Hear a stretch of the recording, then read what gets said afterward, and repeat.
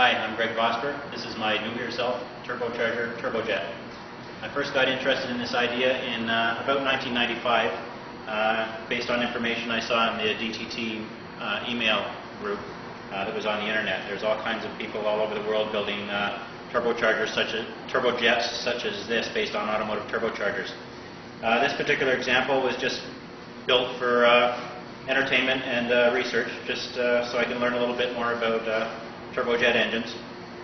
It's based on a Garrett turbocharger that's off of a Chrysler 2.2 liter four-cylinder engine. There were lots of these around in 1995 in the scrap yards when I set about to make this.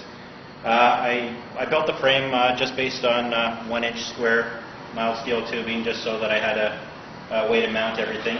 The actual combustion chamber you can see here is just a simple piece of black 3-inch sprinkler pipe. It's threaded at both ends. It has a cap on one end and a reducer on the other, with a standard cast street elbow that feeds into the turbine wheel.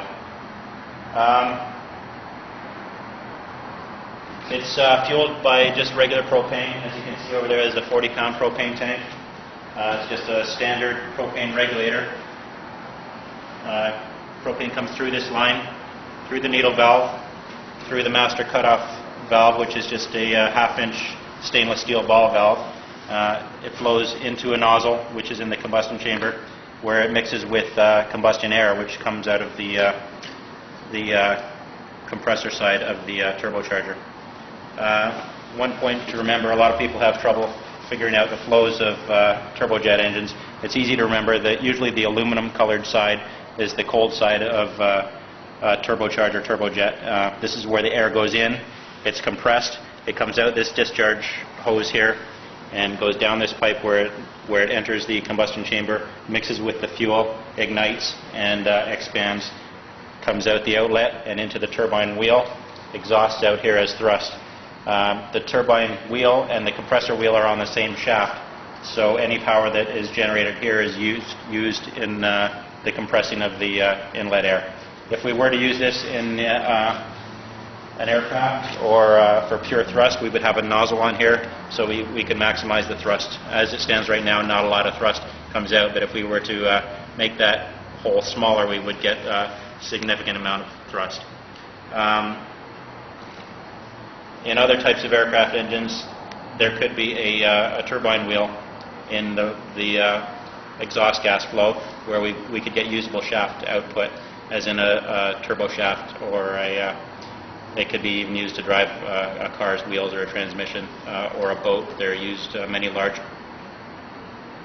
turbines are used to drive all kinds of vehicles. Anyways, just to point out my instrumentation, it's pretty basic.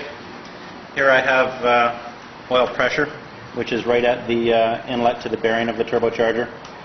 That's a fairly important one because I do reduce it a little bit for ease of starting, and then I increase it as we spool up.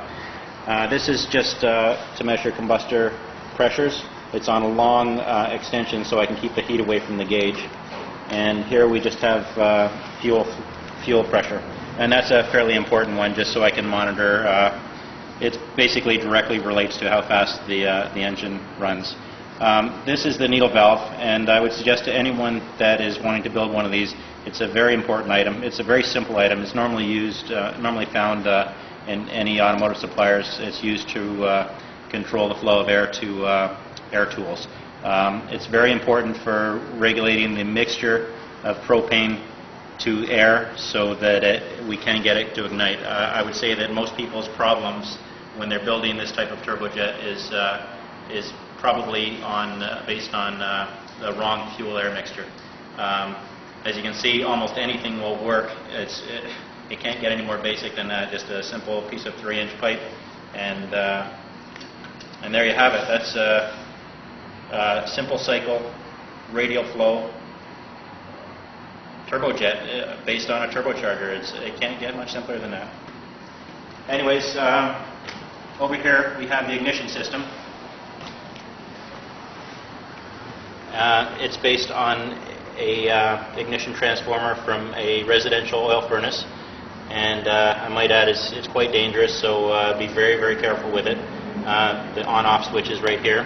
travels through the high tension lead to a standard automotive spark plug. I've ground off the electrode on one side of it, and it just the spark just goes to the combustor liner. There we have the motor and the oil pump, which is actually the fuel pump from the same residential oil furnace. The oil system is just a simple bypass system where I can regulate the amount of oil pressure that goes to the hydrodynamic bearings on the turbocharger. And that's about it. I think it works very well for what it is, and I've had a lot of fun with it. It's a nice fuel to noise machine. Okay, I'm just going to turn on the fuel. You can see if we can light this up. Fuel's on, regulator set, master flow is off, needle valve is set, got lots of air. Spark is on. Here we go.